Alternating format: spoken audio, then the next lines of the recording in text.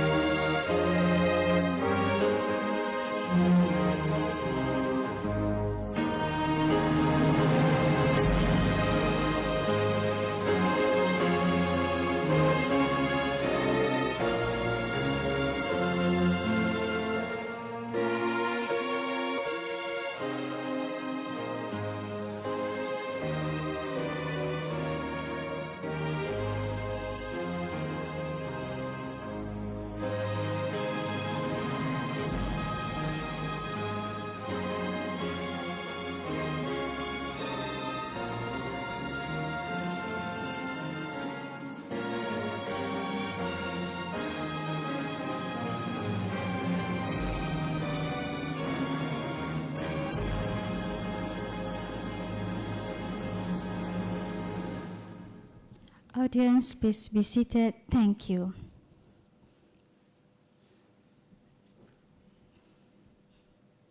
Assalamualaikum warahmatullahi wabarakatuh. Salam sejahtera and salam Malaysia Madani. Yang berusaha Encik Chua Chun Hua, Timbalan Ketua Strategik, Ketua Setiausaha Strategik Kementerian Pembangunan Wanita Keluarga dan Masyarakat. Yang berbahagia Tan Sri 𝗣𝗿𝙗𝙚𝙪𝙩𝙞𝙤, Pengerusi Bursa Malaysia Berhad. Yang berusaha Dr. Faridah binti Awang, Pengarah Institut Sosial Malaysia. All participants of ISM Executive Talk, ladies and gentlemen. Welcome to ISM Executive Talk 2023, Leading with a Purpose. I am Nur Farah Hanani binti Ramli, and I will be your MC today. Thank you for joining us today. I'm glad to welcome participants from Kementerian Pembangunan Wanita Keluarga dan Masyarakat, Kementerian Peladangan dan Komoditi, Kementerian Sains, Teknologi dan Inovasi, Agrobank, Institut Jantung Negara and other agencies. For your information, this third ISM Executive Talk is currently streaming via ISM official Facebook. ISM Executive Talk is a platform where we invite prominent figures and panelists to share their knowledge, experiences, and best practices on leadership and management.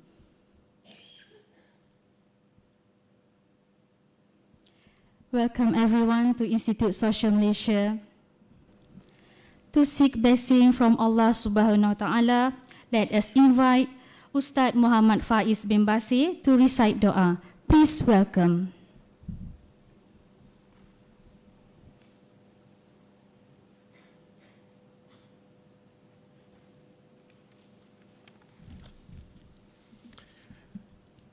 Bismillahirrahmanirrahim.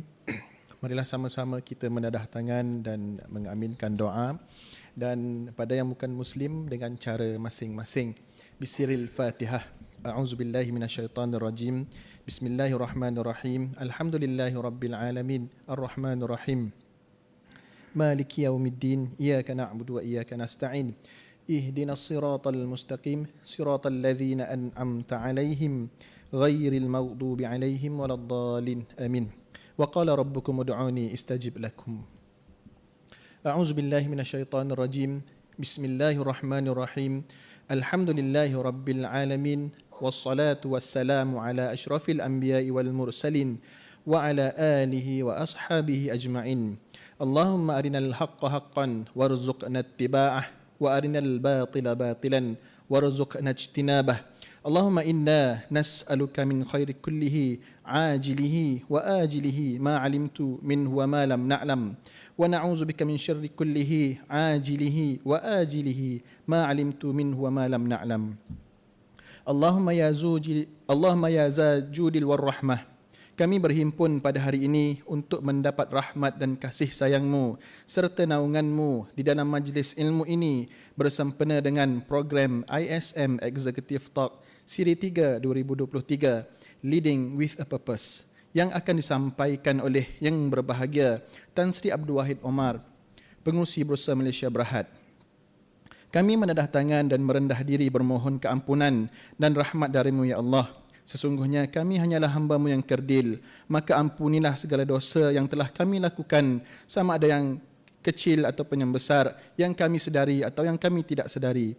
Kurniakan taufik dan hidayah kepada kami, supaya jalan hidup kami sentiasa diberi petunjuk oleh-Mu di dunia dan ganjaran di akhirat. Allahumma walli umurana khairana wa la tuwalli umurana syirarana. Ya Allah, lantiklah pemimpin kami orang-orang yang terbaik dalam kalangan kami. Janganlah Engkau lantik pemimpin kami orang-orang yang terburuk dalam kalangan kami.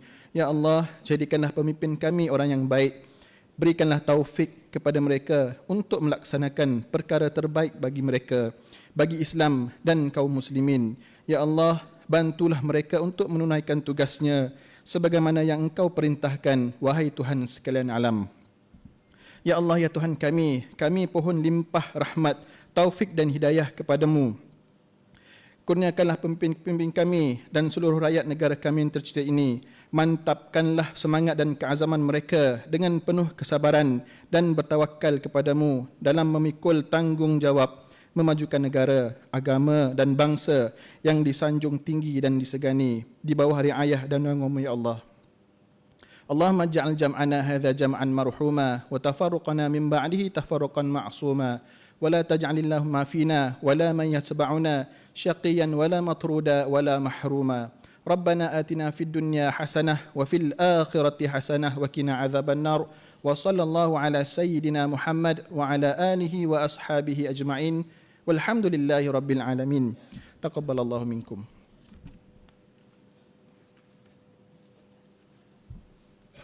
Amin, amin, ya Rabbal Alamin. Thank you, Ustaz Muhammad Faiz bin Basir.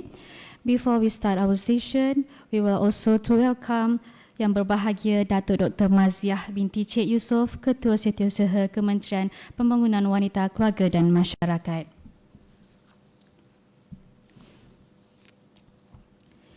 Ladies and gentlemen, to continue with our agenda for today, we are grateful to have Puan Hamidah binti Hassan as our moderator.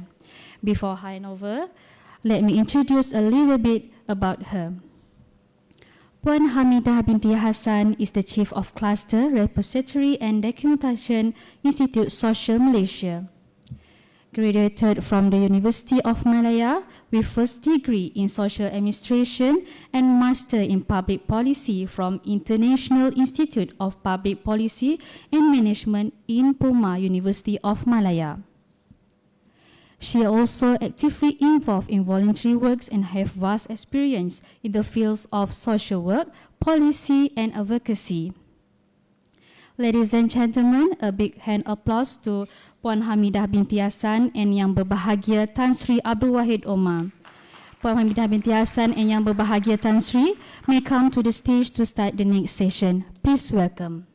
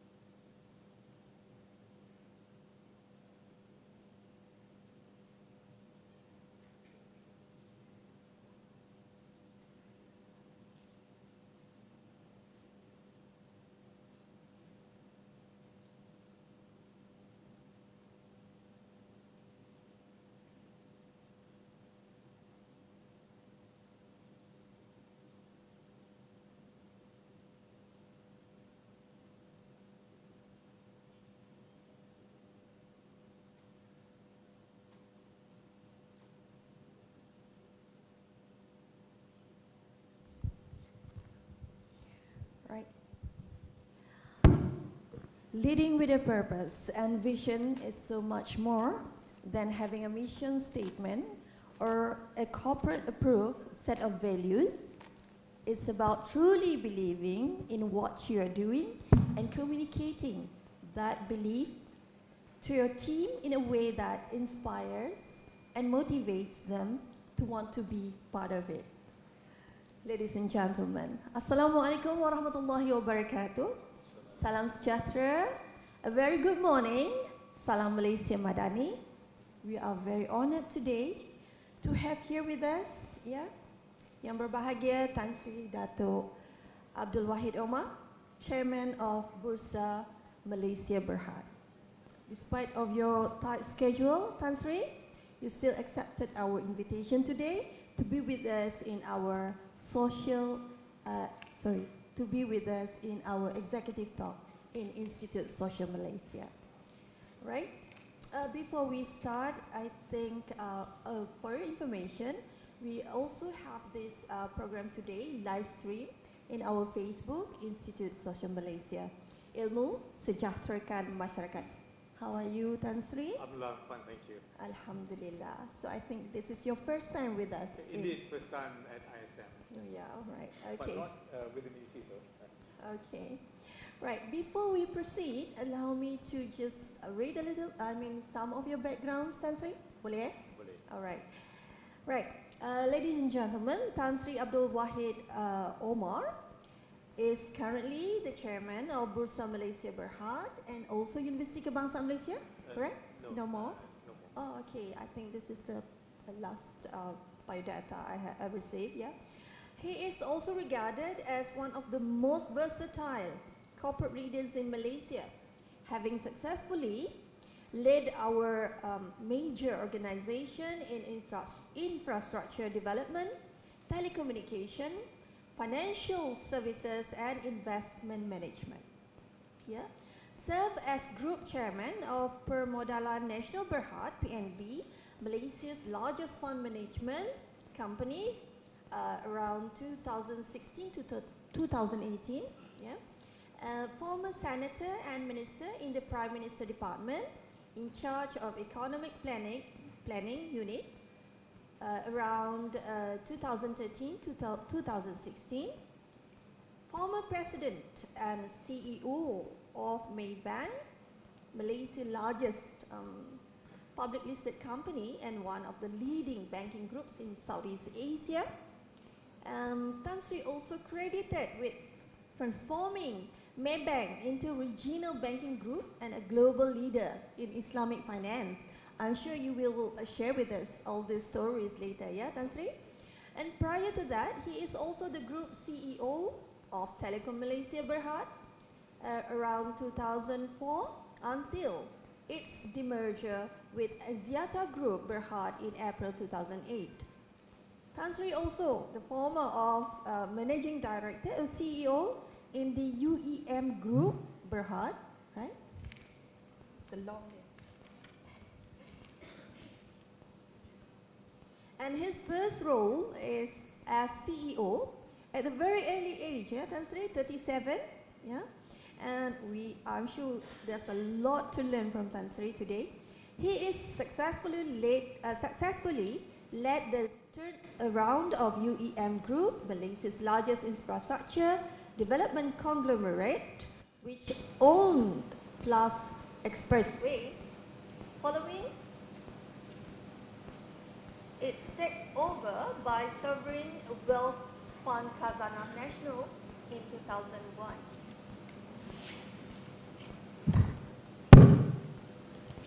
I think it's okay. Hello.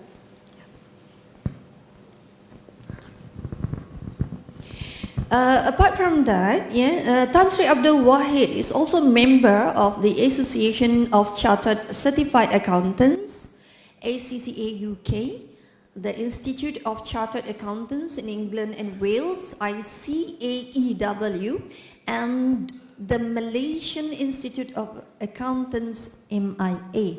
Yeah? He has received numerous awards throughout his career. There are includes Malaysia's CEO of the Year 2006 award from Business Times, American Express, Asian Bankers 2013, Leadership Achievement Award from Malaysia, and the Age Value Creator Award 2013. Also awarded the Honorary Doctorate in Economy and Multimedia University MMU in 2014, Honorary Doctorate in Economy and Muamalat Administration by the Islamic Science University of Malaysia, USIM, in 2018. And Tan Sri 𝗍𝙗𝙗 currently serves as the trustee of WWF Malaysia as a visiting fellow, also at the Oxford Center of Islamic Studies. Wow, that's a very prestigious university. Yeah, reading out all these CVs, I think, I do believe most of us could not wait any longer to listen to Yang Berbahagia Tan Sri's sharing a presentation today. Therefore, without further ado, I think, ladies and gentlemen, let us welcome Tan Sri Dato' Abdul Wahid Omar, Leading with a Purpose. Silakan Tan Sri. Thank you, Puan Hamidah. Bismillahirrahmanirrahim. Assalamualaikum warahmatullahi wabarakatuh. And a very good morning, Yang Berbahagia, Datuk KSU, Datuk Mazia, Dr. Farida, Encik Chua, and rakan-rakan daripada ISM and Kementerian. Let me begin by thanking ISM for inviting me to speak this morning. Sorry, Puan, I hope you remind me standing, so I feel better standing up when speaking to other people. Now, indeed, it's my privilege to be here this morning. I've not been here before, my first time, so I must say, as we entered the compound, I never realized that there's a huge compound here, and I understand that there's also the Sekolah Tunas Bakti down there, which is reflecting the very diverse and challenging role that the ministry and the institute is actually playing a role in addressing all the social issues in Malaysia. So indeed, it is not an easy task.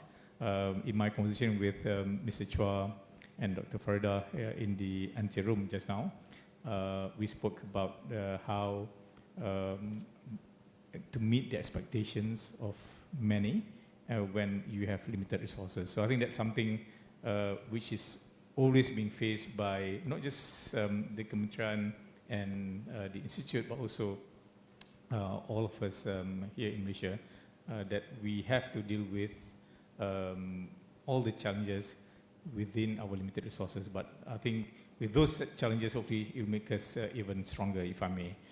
Now, I've been given 1 hour in total, right, for this session, and in the program, I'm given like 45 minutes to present and 10 minutes for Q&A. So I thought maybe we'll try to allow more time for Q&A later, and I will shorten my presentation to about half an hour, so leaving about half an hour for Q&A. I'm not sure whether there's a clicker that I can operate my slides. I think that would be useful. If you can upload my slides, please. Now, I thought in my presentation this morning, I'll do it in 3 parts. First is to share with you my personal journey. And secondly, to share what the lessons learned. And third is to talk a bit about the need for all of us to embrace sustainability. And I think this is something which you've been hearing about, and I think it's important for us to have a high level of comprehension about what we are talking about, this ESG thing, right? I'll try to demystify and use common languages and so on. Now, starting with my personal journey, Puan Hamidah, thank you so much for that very lengthy but kind introduction. Indeed, I've been very fortunate to have gone through more than 35 years of corporate life, I would say. But it all started some 59 years ago. Now, I was born as the 9th child in a family of 11 siblings, coming from a poor family, and life was tough. So I remember in my primary school, I wanted to join the Boy Scouts. I went home to ask my mother for 5 ringgit to buy the uniform to join the Boy Scouts. But my mother told me that, look, we don't have 5 ringgit. Now, obviously, I was sad, I cried, but that was actually the reality of the situation. And that gave me the resolve that, look, we can't continue to live in poverty, and we must do something to take the family out of poverty. And Alhamdulillah, we have the new economic policy of the government then, and which is aimed, among others, at eradicating poverty irrespective of race. And the idea is that by giving the children good education, you will take the family out of poverty. And I think that's been a prescription that was successful before and should be applied today as well. So I think we know that we do have some marginalized communities in Malaysia still. You go to Chowkit, you still have children and so on. If you allow them to continue to live in that environment, it's going to be tough. But you have to actually take them out of that environment into a much safer, conducive environment for them to be educated, and hopefully they will then grow and bring the family out of poverty. So Alhamdulillah, I was fortunate, and for Form 1, I was given the opportunity to go to MRSM Seremban, where we have a good education system, very dedicated teachers, conducive living environment. Obviously, we have proper bed compared to where we were at home at that time. So that enabled the children to study, and Alhamdulillah, emerge as a good student. And Alhamdulillah, was given the scholarship by Mara to do A-levels, and thereafter to pursue professional accountancy in the UK. Now, why accountancy? Well, when I was young, because we were poor, money was something that we did not have enough. So I asked the seniors then, which profession would make most money? So they told me accountants make a lot of money. Later in life, I learned some lawyers also make more money. But to me, because I was good in numbers, so naturally, accountancy was a natural profession that I chose. And Alhamdulillah, indeed, as a chartered accountant, it opens up a lot of career opportunities for you. So if you have children who are good in numbers and still not sure which profession to choose, I would say that accountancy is a good choice, because every single organization would need an accountant. And in such a versatile profession that it's easier for you to progress in your career. And you don't have to be an employee. You may also choose to be an entrepreneur later, right? So look at people like Tony Fernandez, for example, an accountant and entrepreneur and so on, and many others of that. Sorry, that's just a slight promotion for the accountancy profession. So anyway, as an accountant, my ambition was to be the chief financial officer of a major public listed company. So Alhamdulillah, at the age of 37, that was in March 2001, I was appointed as the chief financial officer of Telkom Malaysia Berhad. And to me, that was it, Alhamdulillah. And I never expected to go beyond that. Never expected to, never expected to be a CEO, and thereafter be invited to join the cabinet as a minister in the Prime Minister's Department in charge of economic planning, and group chairman of PMB, and today as chairman of Bursa Malaysia. Now, again, truly fortunate and grateful for the opportunities given.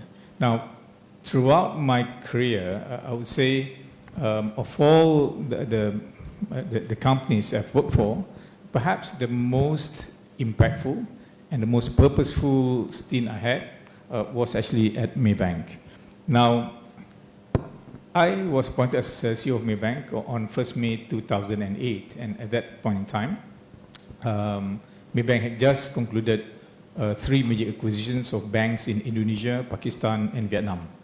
And many people, investors, were not happy with that acquisition because they felt that Maybank overpaid for it, and they started to sell down the Maybank shares, and Maybank shares actually declined in value by about 20% over a very short period. Obviously, there were challenges ahead, and I would summarize it into 3 major challenges. One was to follow through on the 3 major acquisitions in a successful manner. Secondly, was to deal with the global financial crisis that was unfolding at that point in time. This was in 2008, and some of you will remember that by September 2008, a number of global banks had collapsed, ABN AMRO, and you have Lehman Brothers, of course, and even Citigroup, the big Citibank group, also almost collapsed, but they were rescued by the Federal Reserve. So it was important to manage the situation, to protect Maybank and other banks in Malaysia from being impacted from the global financial crisis. So that's actually the second challenge. The third challenge was more pronounced, and that's in terms of the underlying performance of Maybank relative to the competitors. Now, Maybank had been the #1 bank in Malaysia for more than 10 years. And year in, year out, Maybank would be reporting record profit, right? Highest profit ever, every quarter. But when we started to analyze the real performance, Maybank was growing by only 5% per annum in terms of profit and assets between 2003 and 2008, right? When the other competitors, CIMB, Public Bank, were growing by 20% per annum. Now, if nothing was done, obviously, both CIMB and Public Bank would overtake Maybank, and Maybank would be relegated to #3. And indeed, the investors had already come up to that conclusion because in terms of market capitalization, Maybank's market cap dropped to below that of CIMB's and Public Banks. It was a very challenging situation. So what we did was to, like in the town hall like this, there were 300 people. We showed all the numbers to all the Maybank senior management people and told them, look, we are not in good shape. And if nothing's done, we will be relegated to #3. And we all agreed that we don't want that to happen. So what we did was to come up with the performance improvement program called 𝗏𝗏𝙯. If I may have the slides, please. Which is, so 𝗏𝗏𝙯, which is a series of 30 initiatives that we need to implement in order to address our performance. And this would include simple things like how do you stimulate sales, how do you optimize costs, and how you improve your customer service. So for example, at that point in time, our average waiting time for the customers at the branches were 20 minutes. So if the average is 20 minutes, means that the actual experience will be between 0 to 40 minutes, right? In fact, some even 1 hour at certain times of the day. So that's not acceptable. So we said, look, we need to bring it down to 5 minutes and so on. So with this performance improvement program, we were very clear about what needed to be done, who's supposed to do what, and by when. And we measured the outcome. So for a period of 18 months, we worked very hard. And alhamdulillah, we were able to improve this situation. Our customer service improved, our business's volume improved, our asset quality even improved, and our profit bounced back to a record 3.8 billion ringgit in financial year 2010 from 2019 of 700 million ringgit. And by that time, Maybank was back as the #1 bank in Malaysia and one of the leading banks in the region. Now, although we were happy with that great improvement, but it wasn't sustainable because to achieve that kind of achievements, we had to work 12 to 16 hours a day. So I mean, just to give you an idea, most of us will be in the office by 8 o'clock, and we will have our management meeting after dinner, and typically by the time we are done, it'll be 11 p.m. So in fact, 50% of the time, you can find me and some of my management colleagues in the office beyond midnight, right?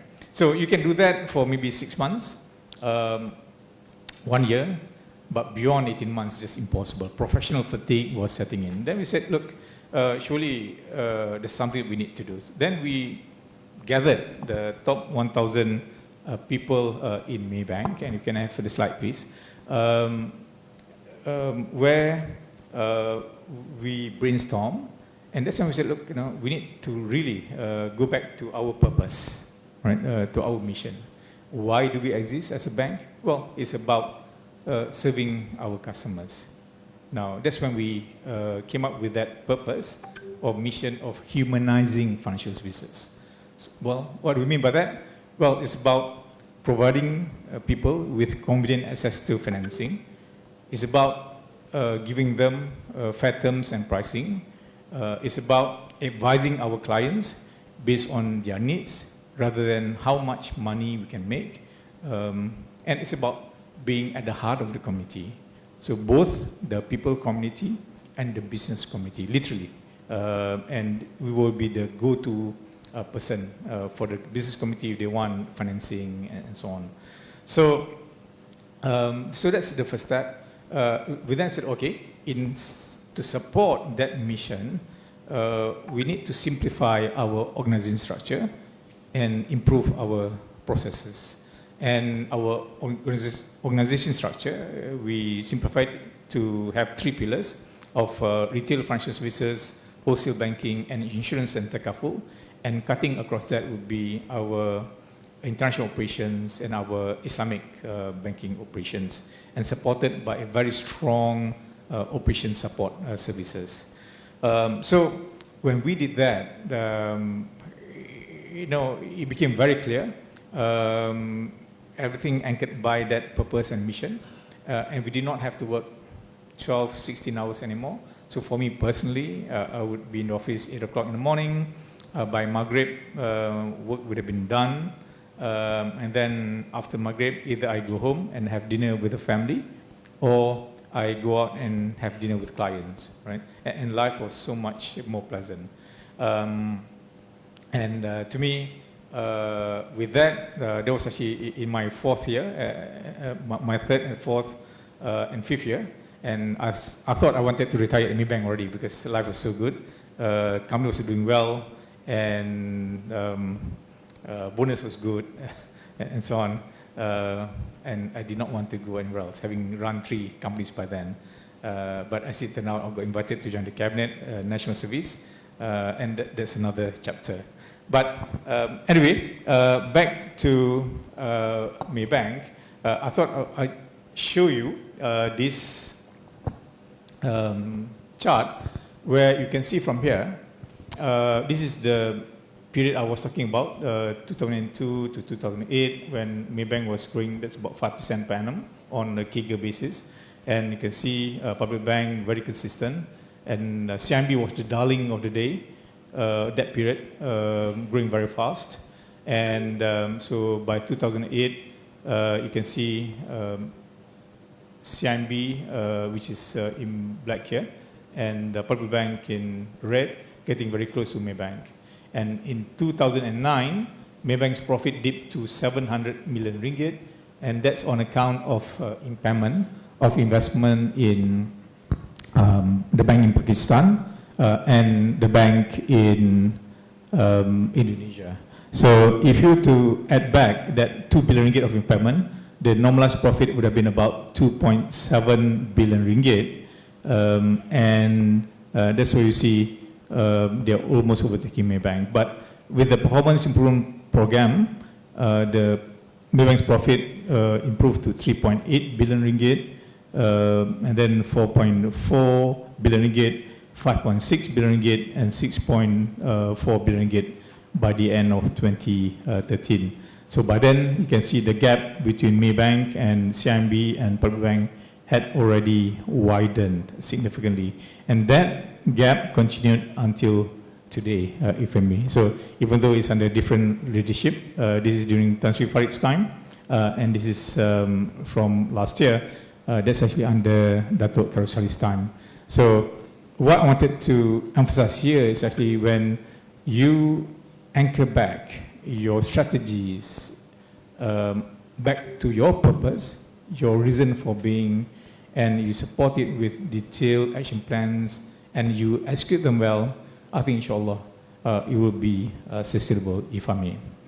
Now, one of the other issues that we were facing with was how do we deal with our personal situation. Now, for many of us at Maybank, obviously, a bank is #1 bank, we are proud of that. But at the same time, we also have this concern about the source of our income. So when I moved from Telekom Malaysia to Maybank, for example, some of my family members asked me, kenapa nak join bank? Kat Telekom Malaysia kan halal and so on. Dekat Maybank ni riba and so on. So that's something which obviously affected some of us. Then we said, look, what if we can come up as our mission, our purpose, that we want to promote Islamic finance in Maybank, such that one day the majority of the business in Maybank will be Sharia compliant, right? And we were very much mesmerized by the simple concept of the supermarket. Now, you know the Tesco supermarket? If you go to the Tesco supermarket in London, it's the one on the left here, you see that there's a small halal meat section, and the rest of the supermarket is not necessarily halal. But you go to the same Tesco supermarket in Malaysia, it's the other way around. So there's a small non-halal section, wine and meat and so on, but the rest of the supermarket is halal. So in the past, you walk to any Maybank branch, you'll be given conventional product, but there is a small Islamic window. Then we said, look, we will reverse it. You walk to any Maybank branch, automatically you'll be given Sharia compliant products without you even asking. But if you need conventional product, yes, we have a small window. So with that kind of approach, and going back to purpose, alhamdulillah, we were able to grow Maybank Islamic to the tune of 255 billion ringgit in terms of asset size. And that has made Maybank Islamic not only the largest Islamic bank in Malaysia, 3 times bigger than Bank Islam, the original Islamic banking provider, but Maybank Islamic is also the 5th largest Islamic bank in the world. And in fact, today, Islamic financing makes up more than 60% of Maybank's financing in Malaysia. So the majority, alhamdulillah. Of course, you go to other markets, there's a lot of conventional in Singapore, but even in Indonesia, it's actually growing as well in terms of Sharia compliant products. So again, the point I wanted to make here is actually when you anchor your strategy and so on back on purpose, I think inshallah, barakah, it will be sustainable and it will be successful. Now, what are lessons learned? So mindful of the time, I will skip all the corporate stuff and focus on the third sets of lessons learned. And that's about personal leadership skills and attributes. Well, to me, a good leader must have a clear purpose, must be visionary, articulate, authentic, and must have unquestionable integrity. And you don't have to be that typical loud corporate leader, because a lot of people said, look, to be leader, you must be that very loud guy, American CEO. No, not necessarily, because in the Malaysian context, in Asian context, if you're too aggressive, you will end up intimidating your staff, and they become very quiet, they become very timid. So you're not going to get a lot from them. So the idea would be to be very authentic, engaging, ask for their views and so on. Then you will elicit their views and get a lot more from them. And then they'll be happy to execute the decision that we have made collectively. Number 3 is about where in the past, some leaders think they can just operate from the corporate floor, just tell people what to do. But I'm afraid in today's age and environment, and even especially in large organizations, you need to really roll up your sleeves and go to the ground. You have to walk the factory floor, so to speak, meet with the people, not just to tell people what to do, and demonstrate to them how things can be done, guide them, inspire them. So leadership by example, I mean, you've heard about this term before. Really, it's literally about doing that. So that's actually how you galvanize the whole organization. Now, obviously, you have to make sure that you communicate with them truthfully. And number 4 is where we talk about, it's about being honest, being sincere, professional, and being truthful to your board, your colleagues, and your subordinates, all your employees. And as a leader, we will make mistakes, for sure, right? So when we make mistakes, so don't hesitate to say sorry. So I was wrong, and let's correct ourselves and make the right decision. So realign. And after all, we are human beings. We are mere mortals, right? We make mistakes. So what is important is for us to learn from those mistakes and not to repeat them. And collectively, we will overcome that situation. The last point is about the need to truly focus on the task at hand, to do it well, and I think inshallah you'll be successful and your reputation will precede you. Now, a lot of people ask me, why did you move from one organization to another in the early slide? Actually, no, that wasn't planned, right? I've only applied for 2 jobs throughout my career. The first was at KPMG. After I got back from the UK, I wanted to be an auditor, but after I found out that auditing wasn't as sexy to my liking, in a way, not as challenging, I felt that, okay, I want to work in an investment bank. So I applied for a job at 𝗏𝗿 Merchant Bankers. So those were the only 2 jobs that I applied for. The rest was actually by invitation, by clients, by your competitors even, who would have seen you in action and so on. So again, really, I know some of the young people nowadays, they plan, okay, I want to work here for 3 years, there another 2 years, or there 5 years, and so on. And they always look at far ahead, forgetting about what they're supposed to do today, right? And that's when they falter. So they think that they can progress in that organization in that 3 years. No way, because you're so much thinking about ahead, you're not doing your job, you get stuck. And even when you move, it's lateral movement. So don't do that. So when you move from one organization to another, make sure it's an upward movement, right? For a better position, better responsibility, of course, better remuneration too, as opposed to a lateral movement. So that doesn't help you progress in your career. Again, focus on your task at hand, do it well. Inshallah, your reputation will precede you. So those are the sets of lessons learned which I thought I would share with you. Now, the third part of my presentation this morning, I thought it's worthwhile to just talk about the importance of embracing sustainability. If I may have the next slide, please. Someone is not moving.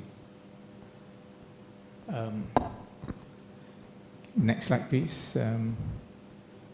Next 2 slides, rather. It hangs. Okay. The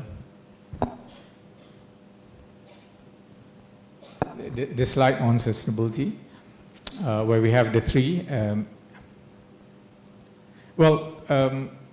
Now, you would have heard a lot about sustainability, and from a business perspective, it is not just about talk, it is real. It is important for all businesses to embrace sustainability, to embed sustainability in their business strategy and business operations. Now, apart from that being required by the Malaysian Code on Corporate Governance, beyond that, it is also about business survival, about longevity. Why do I say that? Well, if you don't embrace sustainability, you're going to have difficulty to get financing, equity and debt financing, because equity investors have stated that they will only invest in companies that embrace sustainability. Likewise, banks will, in the future, will not lend to you unless you embrace sustainability. Insurance companies will not cover your projects, will not insure your projects if you're not sustainable, or even if they do, they will charge huge premium. It will increase your cost. Human capital, the young people nowadays, so they want to work for companies that truly care for the environment, that apply social justice and so on. So if you're not ESG compliant, so to speak, no one wants to join you. And of course, the ultimate is in terms of your customers. If you're not sustainable, people will not buy your products, either at the consumer level or being part of the global supply chain. Because for them to be sustainable, they must make sure that every single product that they procure as part of their production or value chain, it must be sustainable. So therefore, it's no longer about nice to have, it's really about business survival, right? Now, what are we talking about here? Well, there are three elements of sustainability: environmental, social, and governance. Now, governance in corporate, we all talk about it. So I think it's very basic about making sure that you don't practice bribery and corruption, making sure that's equitable pay between the executives and the non-executives, the board diversity and structure. I mean, we spoke about this, for example, at Bursa Malaysia. One of the things that we promote is diversity in our board, starting with gender first at the board level, where we compel all public companies must have at least one female board member by 1st June. And overall, we want at least 30%. So for the top 100 companies, we're at 30% level already. But we are still perplexed why some companies still struggle to find a lady board member in their midst. So we found that there are still 24 companies. So a few days ago, we issued a press release to state that all companies have complied with at least one female board member, except for 24 companies, and we named them. So now they're all scrambling to actually comply. So I think this is a serious issue, and it's not really difficult to actually comply. So the idea is actually we really want all organizations to embrace diversity, starting with gender, but also with ethnicity, with age. So we want to make sure that you have a mixture of people from the older generation and younger generation to make your organization more sustainable. So that's actually the G part, which is, in my view, is relatively easy, straightforward issues to be addressed. The more challenging ones would be the environmental and social. So environmental, we're talking about issues of climate change and biodiversity loss, for example. So climate change is real. We are experiencing increase in temperature globally, and if we don't control it further, we will see even more cases of extreme climate situation, whether it's drought or excessive rain, and you have massive flooding and so on, hurricanes. So that will come with greater frequency. And the good thing is that the global community has agreed to contain the increase in temperature to within 1.5 degrees above the pre-industrial level. But the bad news is that only under the most optimistic scenario will we be able to achieve that. But okay, irrespective of that, as a start, making that commitment to reduce our emissions, our greenhouse gas emissions, to be what we call net zero by 2050 is important. Now, 90% of the countries in the world have already committed to be net zero by 2050 or as early as 2050. And that included Malaysia, alhamdulillah. So I think it's great. Now, for that to happen, we must therefore understand where are we currently. So today, we in Malaysia, based on the report that we submitted to UN in December 2022, on a gross basis, we emit about 370 plus million tons of carbon dioxide equivalent to the environment. But alhamdulillah, we have our forests that would act as the carbon sink that were able to absorb all these greenhouse gas emissions. And more than half of our land mass is still under forest cover. And we must protect that because this forest cover would absorb some 259 million tons of carbon. So net, we have about 116 million tons of net emissions. Yeah? And this is the 116 million tons that we need to bring down to zero, right? Of course, as the economy grows, emissions will increase, but we need to do what we can. Now, the biggest contributor of emission is the energy and transport sector, right? So these two contribute more than 70% of the total emissions.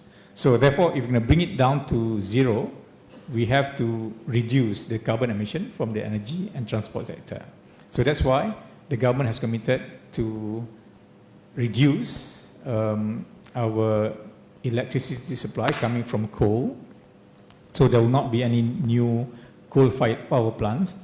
Wherever existing power purchase agreement will expire by 2040, so no more renewal, and we'll have more renewable energy, right? So that's the one part, which is great. The other part is actually using less of the internal combustion engine vehicles, so the typical fossil fuel powered vehicles, that will be scaled down, and we'll be promoting more the electric vehicles, EVs, right? So that's the way to go.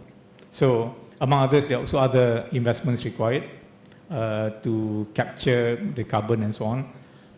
But I think overall, it will require about ringgit 500 billion of investments all the way up to 2050. A lot of money, but it represents about 1% of GDP, which to our mind is affordable. So I think it's important for all of us to do our respective part to reduce this carbon emission. And as individuals, two basic things you can do. Number one, truly practice the 3 R's: reduce, reuse, recycle. And within that context, please separate your domestic waste and eliminate waste where you can. So that's number one. Number two, if you live in the terrace house or semi-detached or bungalow, you have rooftop, please install solar panels. You are helping to actually reduce the emission. Of course, you are also helping yourself because the returns is quite good.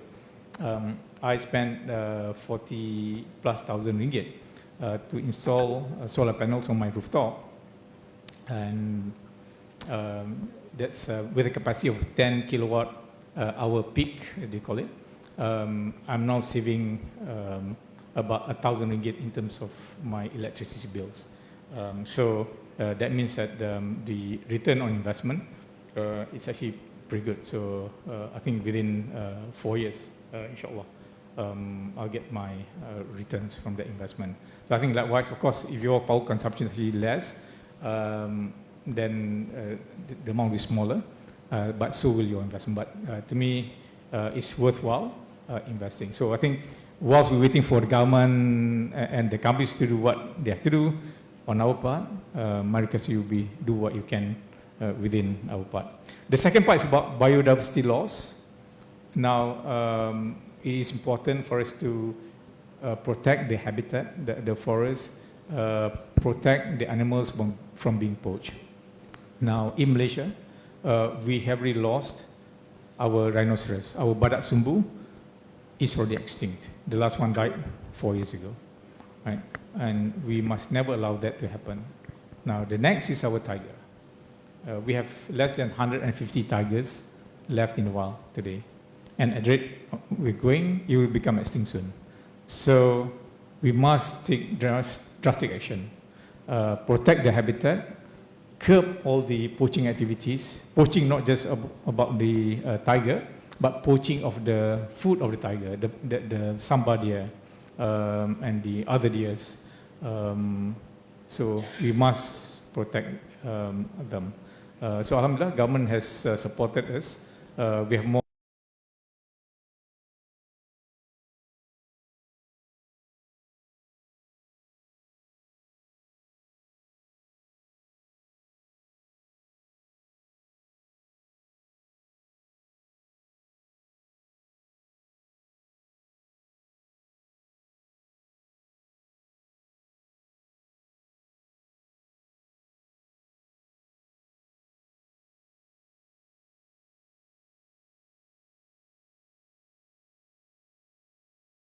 Years ago, we had some glove making companies, we had some plantation companies being slapped with the withhold release order by the US Customs and Border Protection Agency.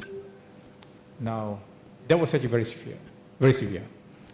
These companies were accused of forced labor practices, and most of them related to the debt bondage situation.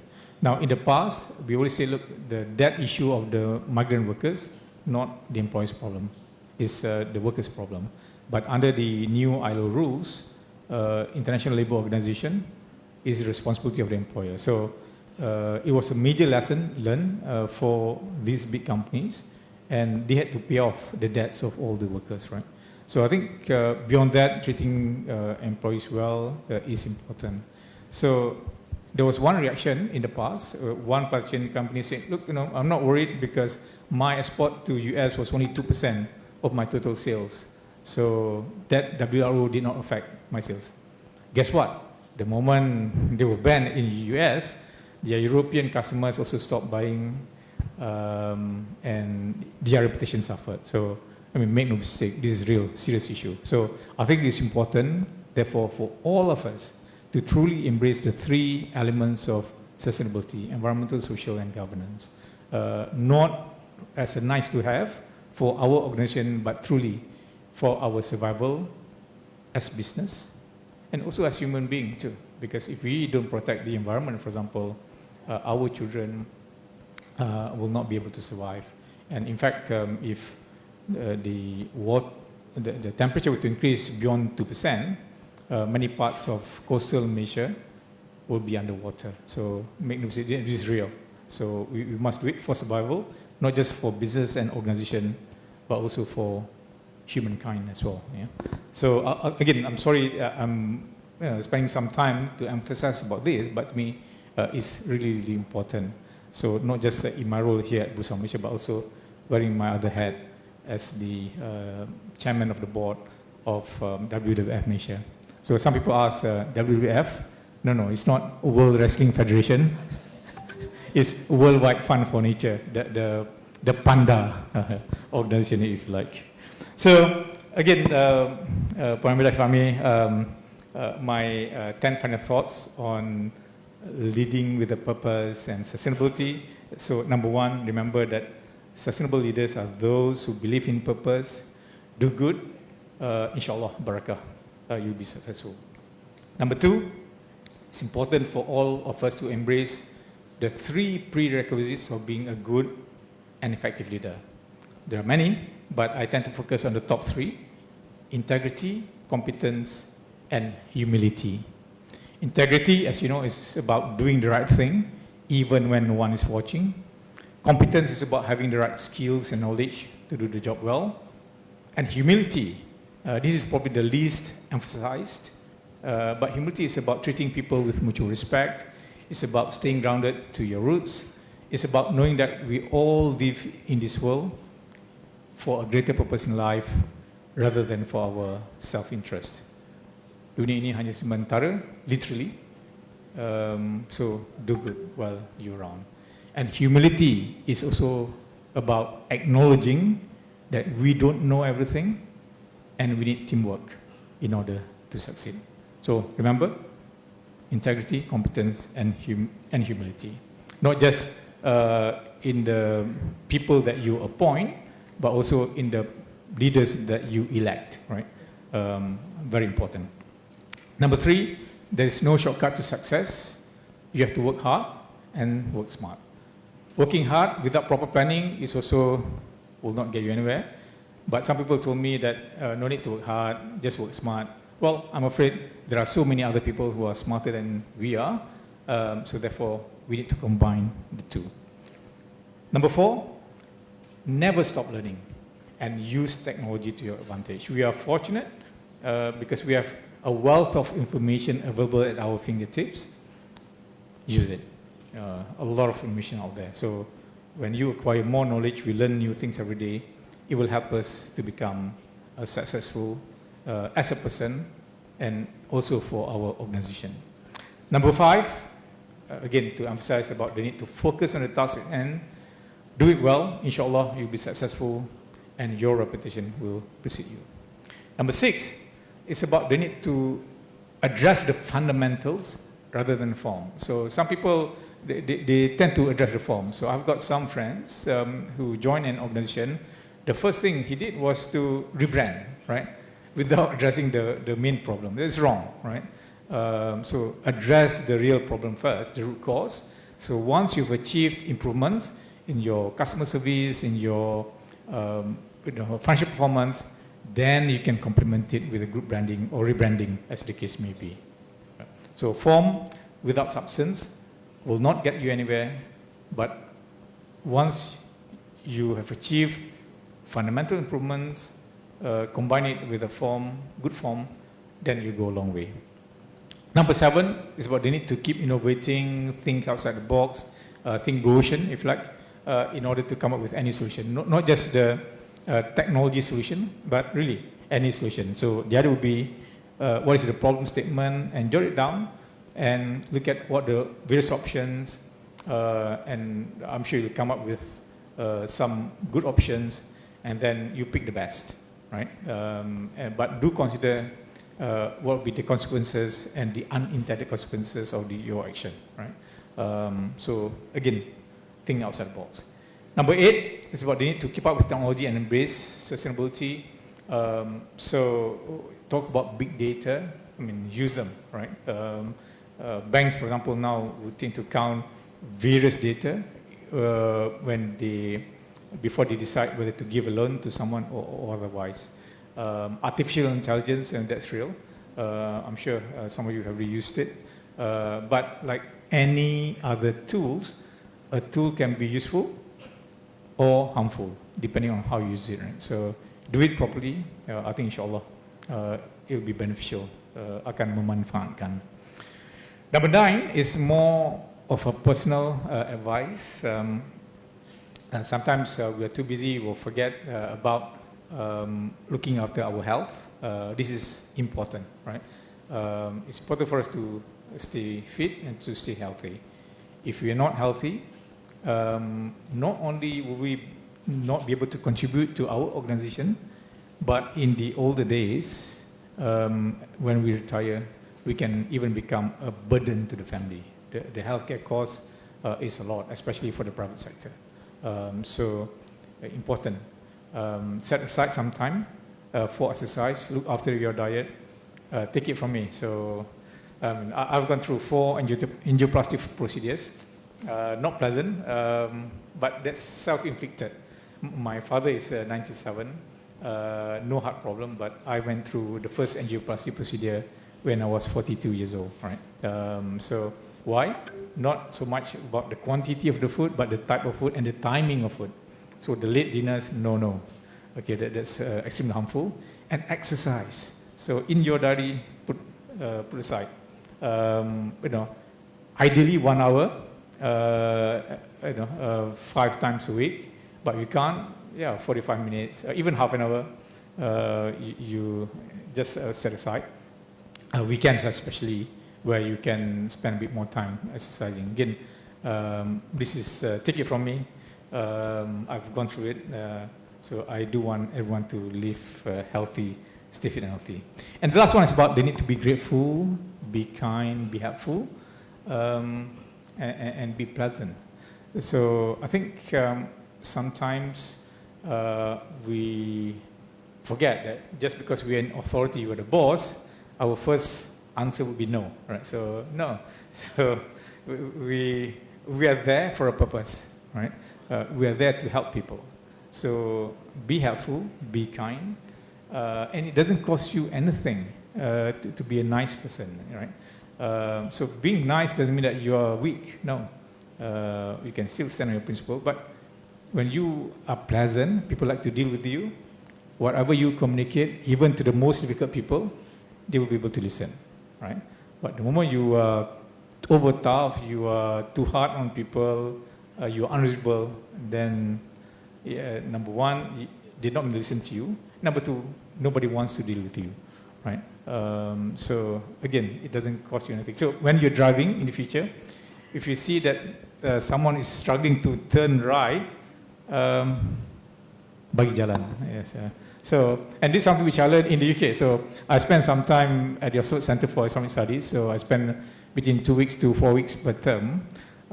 So being there means that I have to drive to get around.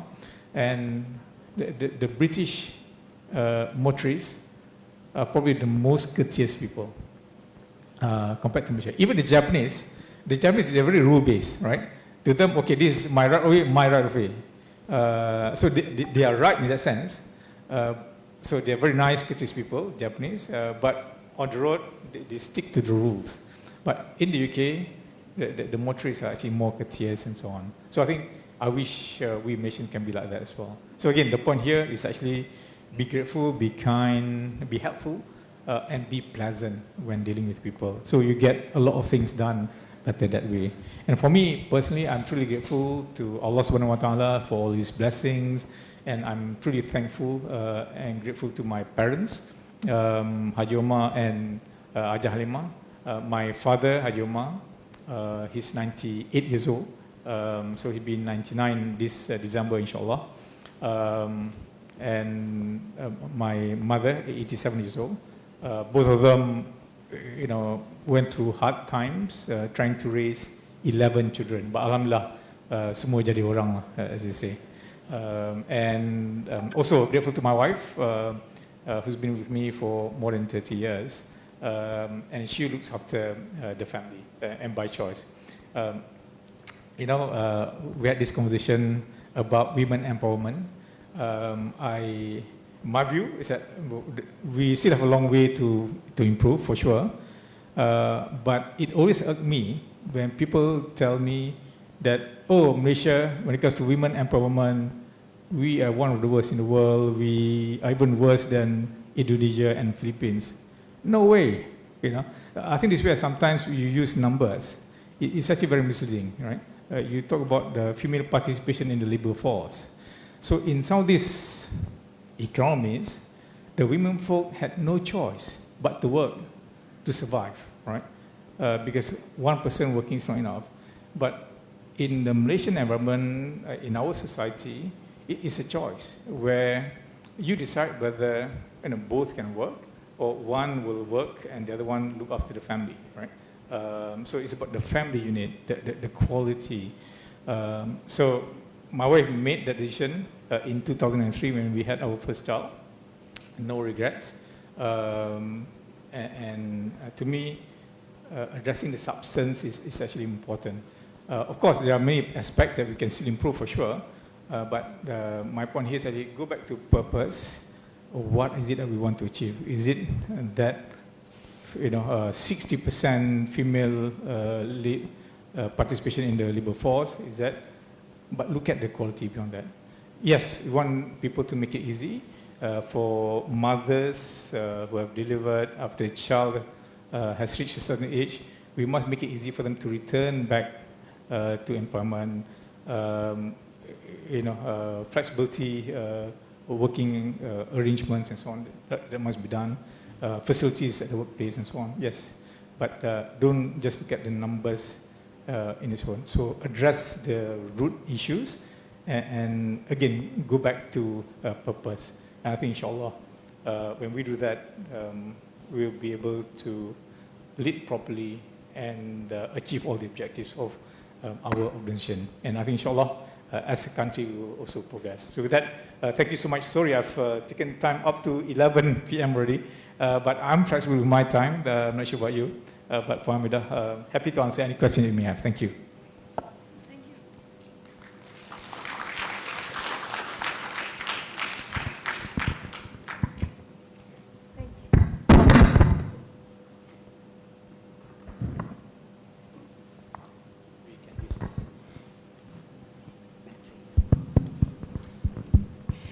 Okay, thank you again, Tan Sri, for your very fruitful and very full of tips and also very beautiful journey in your career. Yeah, and I believe the audiences here in the hall as well as online viewers, yeah, have a lot of questions to ask today. Yeah. And for your information, yeah, Tan Sri, we have almost like 200 plus viewers online today via in our Facebook, Institute Social Malaysia, and we have almost like 126 participants in the hall together with us, listening to your sharing today, leading with purpose. Again, we are with Tan Sri 𝗍𝙁𝙗𝙪, Chairman, Bursa Saham Malaysia Berhad. Bursa Saham Malaysia Berhad, and I would like to open the Q&A session for the audiences to ask questions. Yeah, you may raise up your hands and please state your name and your organization, so that and followed by with your question. Silakan. Yeah.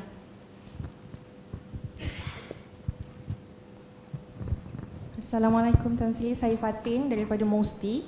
Actually, I have two questions. One question regarding to the topic today is, as a leader, what are three best quality you looking at a good employee? And the second question is, did you ever have face a midlife crisis and how you cope with it? I'm just looking for the inspiration. Okay. Well, thank you, Fatin. Well, the qualities that I look for in an employee, actually the same qualities that I look for in a leader. So I want the staff to have integrity, I want the staff to be competent, and I want the staff to have humility, right? The three basic requirements. So competence, of course, I also must be reasonable, depending on their level, and as much as I expect a lot from the staff to deliver, I also have to do my part to coach him, to guide him, right? So if I know some bosses, what they like to do is actually they will just throw assignment to the staff, you figure out what to do. That's from myself. Myself say, look, okay, this is what I hope you can do. Maybe you want to talk to this person for some guidance. And this is the kind of, my expectation. What is it that I want from him, by when, and what's the expected outcome. So, again, the three same qualities that I expect. I don't like big-headed employees. So to me, that's a sign, is a bad sign. So again, that humility, treating people with teamwork. Sorry. Okay, teamwork. That's important for me. So again, integrity, competence, humility. Midlife crisis.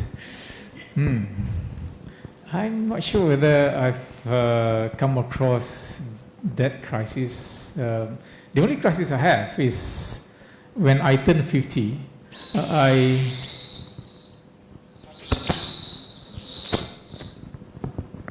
When I turned 50, I noticed that I started to trip over things, right? And I felt physically I was weakened, right? And that's when I started to realize that, look, it's actually not just about mentality that after 50 things go down, and literally after 50 years old things will go downhill, right? Literally as well. So for example, there's satu bendol in my house, and for 50 years no problem, but after 50 years I tripped over it, right? Then I started to figure out, okay, what was wrong? So what's wrong is probably what's in the mind.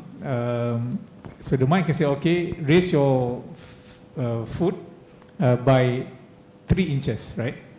But by the time you that's communicated to your muscle can only lift it by 2.5 inches, right? So then it's when you start to trip over.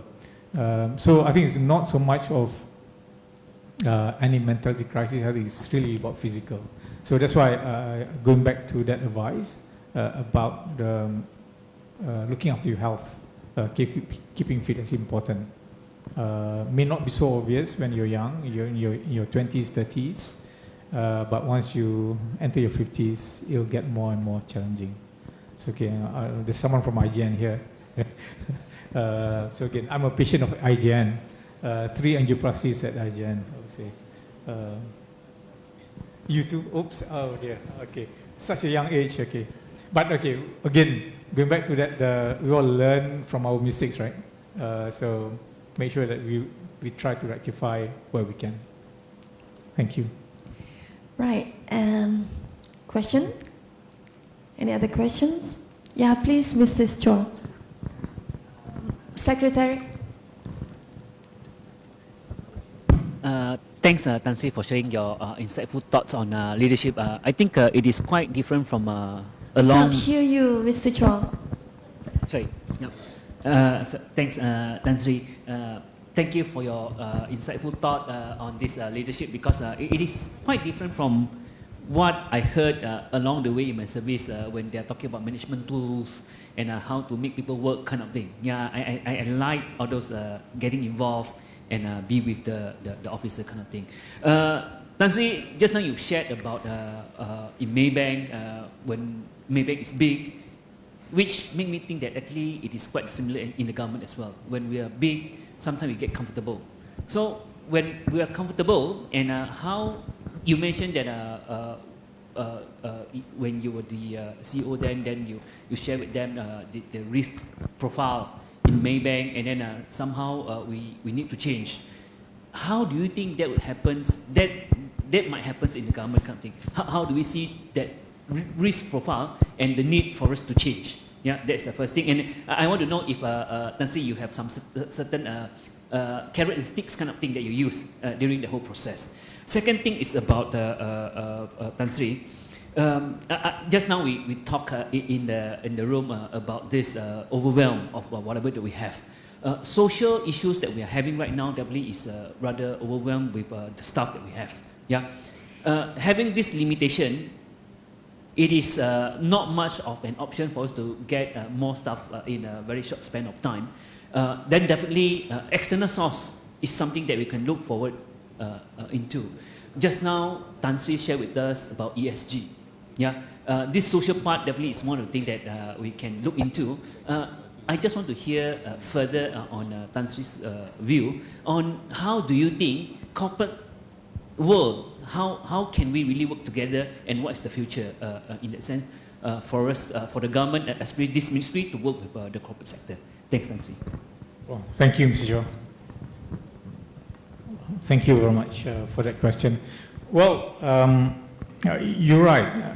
So whenever an organization is perceived to be successful over time, but there'll be elements of complacency that will set in.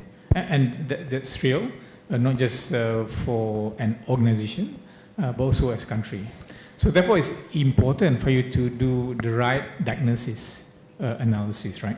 So, and that's how we started with Maybank. So look, it may look okay, we're still the biggest bank. Hey, but guess what? Others are moving faster, right? So if we don't do anything, we'll come down. And that's how you put your organization on a burning platform, right? Because if nothing is done, everyone will get burnt, right? So back to the government, naturally it's more difficult because it's larger. But having said that, you will have to diagnose properly. So don't address the symptom. Short term, yes, but you must really diagnose what's the root cause and deal with it. So in the context of Jabatan Kebajikan Masyarakat and so on, right? As a society, yeah, we need to provide the support to the people. But if we just do that, it will not work, because as the population grows, you have more and more people that you need to service, and therefore you need more people. It's impossible. So what you need to do is really to address the root cause. And the root cause, among others, is poverty, healthcare, and so on. So that's why, take a step back, this shared prosperity vision that we have, right? So we need to make sure that the country prospers, right? Once the country is, has prosperity with high income, then you make sure that it's inclusive, no one is left behind, right? And then you also make sure that it's sustainable. So you really have to grow the economy, right? So for as long as the economy is not growing and people not getting high income, so these people at the bottom will grow. So, I mean, I'm actually quite saddened. So I hope you've read the Age interview with 𝙀𝙭𝙚𝙚𝙪𝙩𝙞𝙤, EPF, right? So this was the Monday issue, where, we always talk about the household income in the past, right? Household income is a mix of everything, right? Including imputed rent. But EPF data is more accurate. Actual salary earned by the people. And it is said that majority of Malaysians earn below 5,000 ringgit, right? And in today's, in US dollar term, just over $1,000. It's half the population. It's really sad. So what we need to do is really to make sure that we continue to grow the economy, and the benefit will accrue to the people. And this is where equitable business opportunities, equitable employment opportunities, actually fair, comes together with your wage policy, and not just minimum wage, but your foreign labor policy and so on.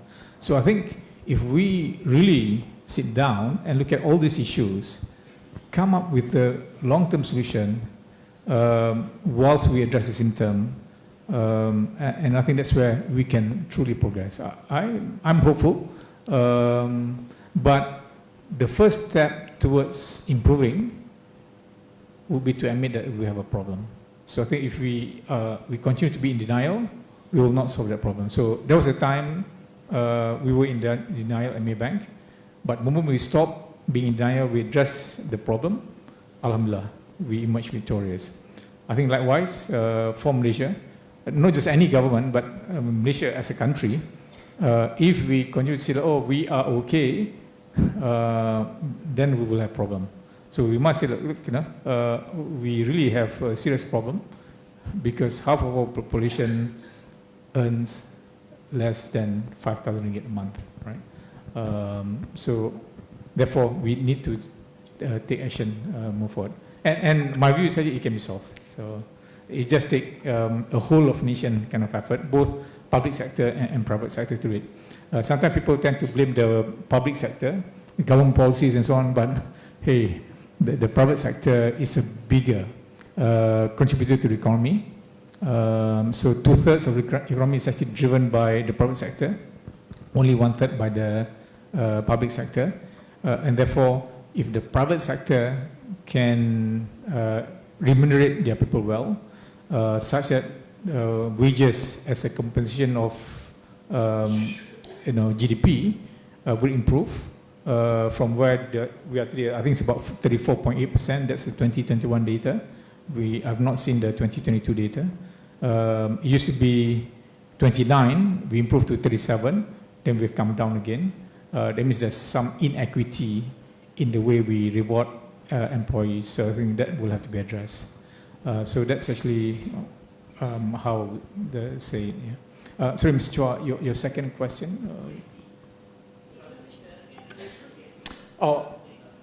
Yeah, so again, it's responsibility of both the public and the private sector. I think you have to go down to details, in which particular areas. One of the things which I think there should be greater collaboration would be in addressing the talent mismatch, right? So we have our unemployment rate is down to 3.5% level, roughly, and by definition, World Bank definition is full employment, right? But yet we have that 5,000 ringgit I spoke about. Yet every year, year in, year out, our graduates that we produce, if you include the diploma level and high skill, I think we have about 280,000 going into the marketplace. And as far as the public university is concerned, we always talk about 85% graduate employability. But guess what? Out of that 85%, 40% were earning 2,000 ringgit and below, right? That means that they're not working based on their qualification. They're not remunerated well. At the same time, employers complain that they don't have enough people. I know the EMS sector, the electronics manufacturing services sector, they pay at least 4,000 ringgit, right? And in fact, many of them even 5,000 ringgit. I know the audit firms, whether it's KPMG, EY, PWC, or Deloitte, they pay at least minimum 4,000 ringgit per month, right? So, and they complain they don't have enough people, and yet we have universities producing graduates that are not really employed at the right level. So that mismatch, to me, that's the single biggest leverage you can improve. So when you do that, I think you can actually reduce your dependence on foreign labor as well. So again, that's just one example, and there are many other areas. So I think what we need, perhaps some immediate programs to do that, but in the longer term, I've always encouraged the cross-fertilization. So I always encourage people from the private sector joining the government, and people in the government being seconded to the private sector. I think when you do that, you will enrich both sides, if I may. Thank you. Right. I remember you said just now, Tan Sri, anchor your strategy in order to be success or to improve your existing status. Yeah. And again, we received another question, Tan Sri, from online from Puan Rosnani Sudin. She said, what is your comment, sir, regarding applied integrity, but we have to do opposite way due to fulfill some reason? Not quite sure about this, but I think it's more related to the integrity part that you presented in your presentation. Could you comment? Yeah, maybe two things. I think number one, I always remember that in my first job as a CEO at Group, Tan Sri Muhammad Yaakob arranged for all the new young CEOs to meet with the Prime Minister then, Tun Mahathir, right? In that session, Tun Mahathir delivered a reminder to us. And he said that, look, you young people, alhamdulillah, you are young, you've got all this idealism, you're professional, you've all the aspirations, right? So were the leaders before you, right? Same thing, right? But what happened was that along the way, some of you succumbed to temptations, right? For the male CEO, whether it's actually money or women or lavish lifestyle and so on, right? So he gave that stern reminder that, look, never succumb to temptation, but if you do, we will come down hard on you, right? So that's actually, I think it's actually important to maintain integrity. Now, that's actually at the personal level, but at the corporate level, I'm actually happy that under the new, the enhanced MECC, the corporate responsibility part, section 17A. So in the past, companies would say, look, it's not my responsibility, or it's my staff who actually bribe the client to get the contract and so on. No more. So today, there's actually corporate responsibility. If one of your staff is caught bribing someone else, the CEO, the management, the board will be accountable and responsible, and it's a jailable offense. So I think it's great that we actually have that. So again, going back to integrity, it is important for us to maintain our integrity. I can tell you that the moment you take bribe, sekali that person who gave you the bribe will tell others, this guy boleh dirasuah, boleh makan, boleh kautim dengan dia. So and there goes your reputation, and there goes your career. And you may think that, wow, because you're getting the money, they respect you. No, they will disrespect you even more, and they will talk about you behind the scene. So, and eventually you'll be caught too. So I must say that when it comes to integrity, I think yes, action must be taken against those people who receive, but by the same account, you must also make sure that we take action against those people who give, right? In the wildlife trade, again, wearing my other hat. So I'm sure you have come across this situation where we have wildlife trade, and there's a campaign when the buying stops, right? So the killing will stop too, right? And likewise, when it comes to corruption, when the giving stops, the bribery will stop too, right? So equally prosecute both the giver and the receiver. Any other questions from the floor? Yes, please, Puan. Silakan, Secretary.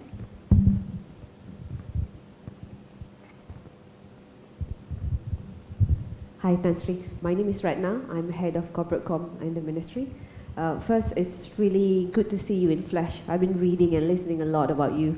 Number two, you've been telling us about how you started from the beginning and going up. But I think you didn't tell us about, you only told us about all the nice, the glittery story. You didn't mention about the other chapter, the ugly part. You know, the backstabbing, the frustration, the letting down, the letting go. So my question is, as a leader, how do you rise above all the challenges and ultimately not to give up? Because when you go through all that, the easiest way out, you just want to, okay, this is enough, I want to quit. You just want to give up. So how do you rise above all these challenges? Thank you. Well, thank you, Ratna. You give me 1 hour, so that's what you get. You give me 3 hours, there'll be a lot more failures that I will highlight. Now, failures, everyone will face failure along the way. So have I faced failure? Yes, I mean, I faced failure. Even as a student, I failed. So I failed twice in the final examinations of ACCA. So in ACCA, so back then, the final part is level 3. There were 4 papers that you have to pass all in one go, right? Today is different. Today you can actually accumulate one by one, right? But my first attempt was when I was told by my seniors, don't bother studying hard because no one would pass at the first attempt, all 4 papers. So I enjoyed my first 6 months in London. So before that I was in Luton and in Kettering, small towns. But in London, there were small things to do.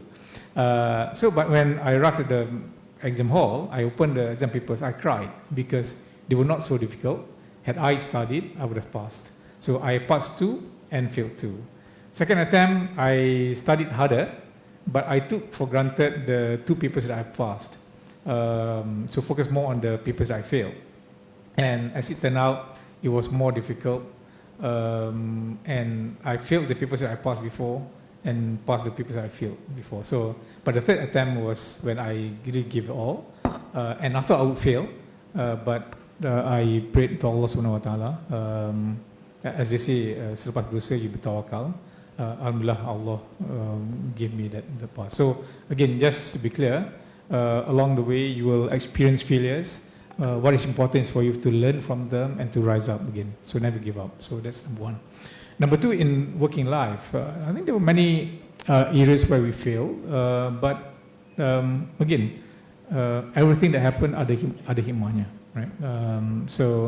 And the challenges, backstabbing, alhamdulillah, I don't I've not experienced that personally, but I mean, there were situations when you have to deal with difficult people, and to me, of all the decision making that I have to make, the decision on people would always the most difficult. I mean, do you continue with your management team, or do you let him go, right?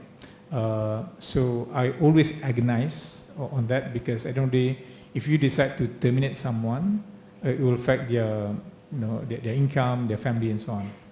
So I tend to give the people the benefit of the doubt a longer period. But once the time is up, once you have to make a decision, you have to make a decision. But having said that, the moment you make the decision, it's still painful for that other person. And of course, they will not be happy and they will complain and so on. You feel bad, but that's something that you have to live with. Of course, in my career, so I had some challenges too. I'm not a politician. I joined the government. I agreed to join the cabinet for one term because I had been a beneficiary of the Dasar Ekonomi Baru, all the scholarships. So to me, it was time to give back to society. But at the end of that term, I requested to go back to the corporate sector, and where I think I'm optimal. And alhamdulillah, I was appointed as chairman of PMB, and we had great fun. Fun as in being able to deliver, me and Dr. Rahman and the rest of the management team, where we were able to improve PMB's performance significantly. But unfortunately, 2018 came, and the people who came to power did not like me, and I was asked to go. Yeah, so I think that's life. Was it hard? Yes, it was hard. But I always believe that if you again focus, if you maintain your integrity, you do what you can, and you remain humble and have your feet on the ground, I think inshallah things will come back. And alhamdulillah, I got appointed as the chairman of Bursa Malaysia 3 years ago. So able to actually continue to my part. So I think all of us, we just want the best for the country. We want to contribute what we can, as long as we need it. So I think inshallah, I'll do my best. So not always rosy, there are challenges, but I think again, do your best, but most importantly, always maintain your integrity, and that's something that you can always hold on, inshallah. Yeah. As I say, your reputation will precede you, Ratna. Thank you. Thank you. Perhaps we could open one more question from the floor or from online. Yes, please. Hey, there are 2 hands raised up. We can do both. Yeah, we can do both, kata Tan Sri. Silakan. Silakan for Mini first. Ladies first, boleh?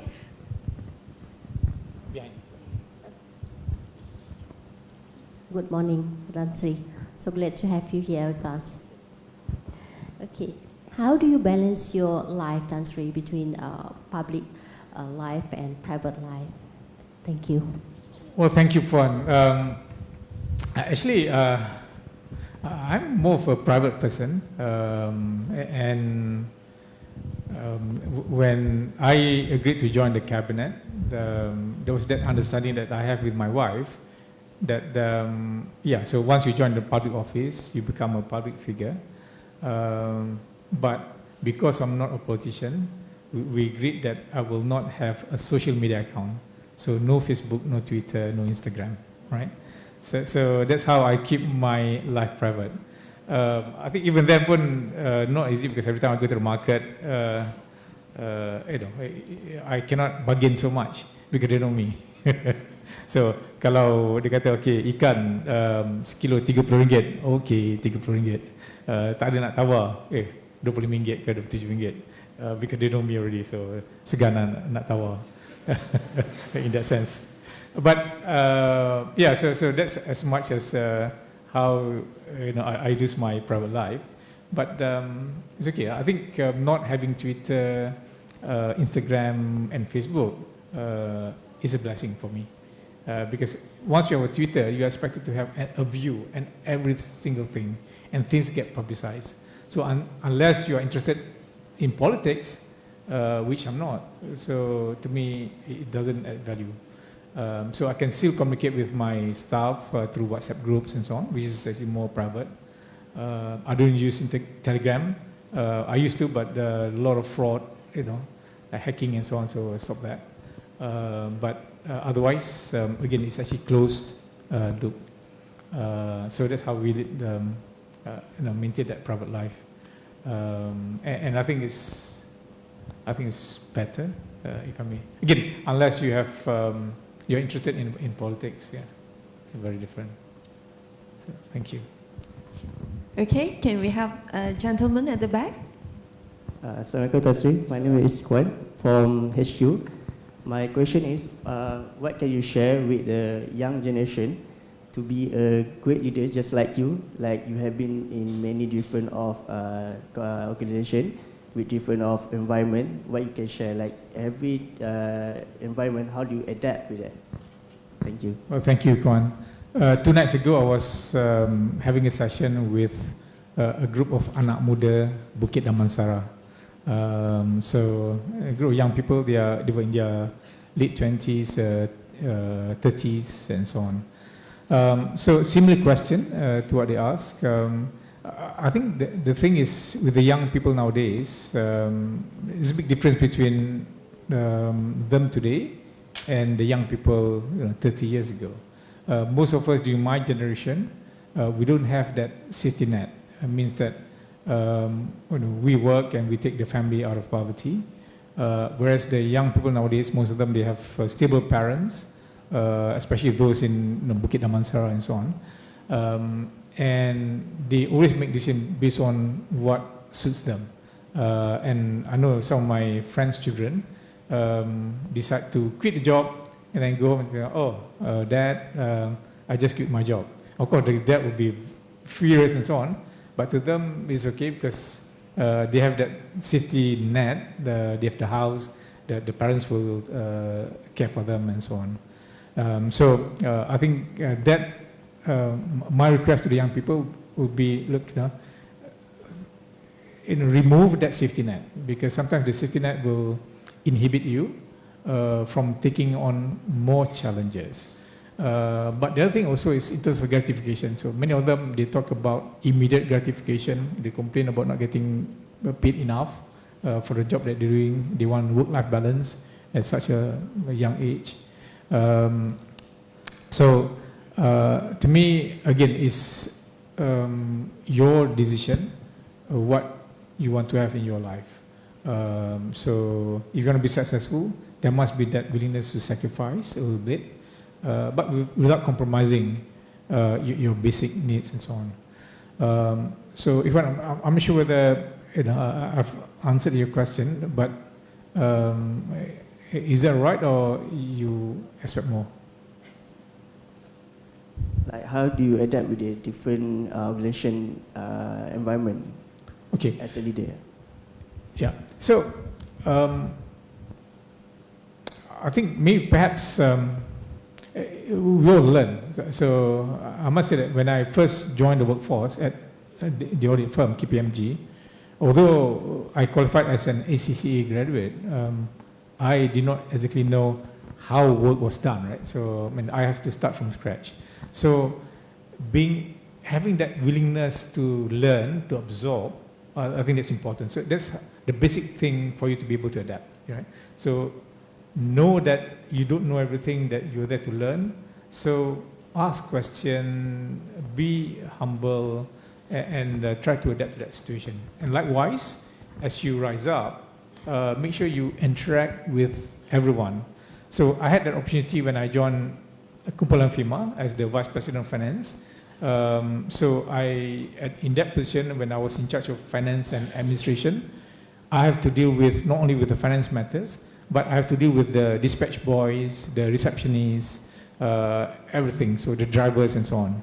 So again, adapt, you engage with them, and this is where when you have that humility, you're able to communicate, interact with them, how you learn from them, how you interact with them, how you extract the best from them. So again, how do you adapt? It's actually by being humble, you can actually adapt to any situation. Now, I guess the biggest shift I had was when I moved from Maybank, completely private sector, competitive environment, to the government, right?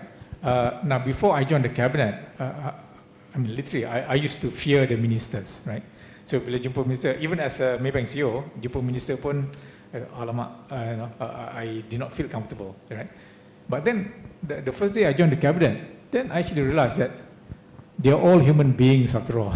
So and they, honestly, literally, they are ordinary people. It's just that people make them to be what they are, being positioned. Sometimes it's the people surrounding them, overprotective of the boss, creating that barrier. But I think the moment you're able to actually, interact with them directly, you find that they're just like any human being. So therefore, having that ability to interact with people, have no fear. Of course, you're respectful of the position and so on. So sikap saling hormat menghormati, I think that's important. But beyond that, you can adapt to that situation. And likewise, when it comes to dealing in Parliament, so again, it's different environment. So in the public sector, we use a lot of English in our daily communications. So yeah, so when you enter Parliament, you must make sure that you brush up your Bahasa Malaysia. So I make sure that I start to know what the terminology is. I think the normal speaking is okay, but the moment you have to use terminologies, that's when you struggle sometimes. Of course, the first few appearances in Dewan Rakyat, bila tak terfikir perkataan bahasa Malaysia tu, you just use the English words and dengan izin. So initially there'll be a lot of dengan izin, but after a while you get used to it. I'm sure you've seen Tengku Datuk Sri Zafrul, for example. He's a corporate person, very much English, immaculate. But the moment he actually entered government, so over time, with practice, very eloquent in Bahasa Malaysia too, for example. I mean, that's how you adapt. Make sure that you're able to, adapt to that environment. And the best way is by being humble. So you interact, you mix with people. So jangan pandang rendah seseorang, dan jangan pandang terlalu tinggi seseorang itu. So again, be respectful, of course, but do know that they are also human beings. So if you have that, I think inshallah you'll be okay. I hope that's all right, everyone. Thank you. Well, I think there's a lot more questions out there, Tan Sri, but unfortunately we have very limited of time and we have to continue with other agenda after this. So I think this will be the last questions, and I would extend our thank to you very much for your time and for your sharing with us today in this third Institute Social Malaysia Executive Talk under the Ministry of Women, Family and Community Development. Thank you, Puan Mida. If I may, Puan, Yes. before we end, I have a request to all of you. Now, that request is simple in the sense that we Malaysians, sometimes we are too hard on ourselves. We tend to look at the grass as being greener on the other side. We tend to look at the glass as being half empty as opposed to being half full. We always focus on things that divide us as opposed to things that unite us. Now, I've had the benefit of working in organizations that run in multiple countries, whether it's actually in ASEAN region or in some international financial centers of the world. And of course, I spent some time in the UK as well. So, honestly, notwithstanding all the problems that we have here in Malaysia, it is still a great place to live. It is still much better than any other countries, right? Even people complain about the cost of living and so on. Look, I mean, trust me, if you were to compare like for like, right? So we used to have Carrefour here, and there's Carrefour in Indonesia. Right? So you go and try to buy about 1 kilogram of cooking oil, it is more expensive there than here, right? Rice, chicken, all right? So here we complain about 9 ringgit per kilo, right? but over there it costs a lot more. So the point I wanted to make here is actually, yeah, I mean, there are challenges here, but it is still on balance better than some other countries. So what we have to do, address whatever problems that we have and be constructive, bersikap membina, don't just complain, but come up with a solution. And if all of us can do what we can within our circle of influence, within our respective roles in our organization, in society, and have that constructive mindset, bersikap membina, don't just come up with problems, but also come up with a solution. I think, insyaAllah, whatever issues can be overcome, and sikit-sikit in our area, collectively, it gets better in that organization, and it gets better as a nation too. So, kurangkan berpolitik, as I say. Sometimes we are overly politicized. We should only bring out our party flags once every 5 years. So after election, simpan and focus on the nation. And I think this is what we are trying today. And I hope that everyone will do our respective part. So with that, Puan, thank you so much again for this invitation. Thank you for moderating. And I wish you all the best, insyaAllah. Thank you. Thank you very much. Tan Sri, full of advices, plenty of insights, and very much of tips that he have shared with us today. As a leader, humanizing the services, yes, sustainability, be kind, and do good. We will gain back the barakah, inshallah. Yeah, as what Tan Sri said. Yeah, remember to install the panel solar, yeah, in our house to save our environment, right? And also, don't forget to recycle, reuse, and reduce. Yeah, right.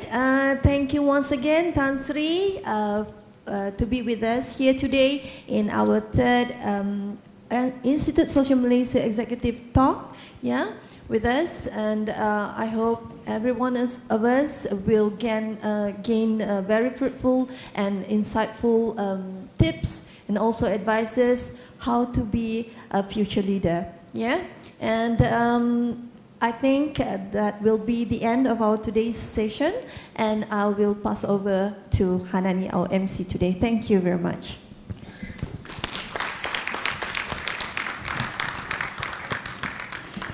Thank you Puan Hamidah Hassan and Yang Berbahagia Tan Sri 𝗍𝗿𝙁𝙁 for the insightful and interesting sharing today's ISM Executive Talk. Institute Social Malaysia wishes to express our appreciation to Yang Berbahagia Tan Sri for being here with us in support of the program. May I now invite Yang Berbahagia Datuk Dr. Maziah binti Cik Yusof, Ketua Setiausaha Kementerian Pembangunan Wanita, Keluarga dan Masyarakat, accompanied by Encik 𝗀𝙀𝙀𝙀, Timbalan Ketua Setiausaha Strategik Kementerian Pembangunan Wanita, Keluarga dan Masyarakat, to present a token of appreciation to Yang Berbahagia Tan Sri. Please welcome.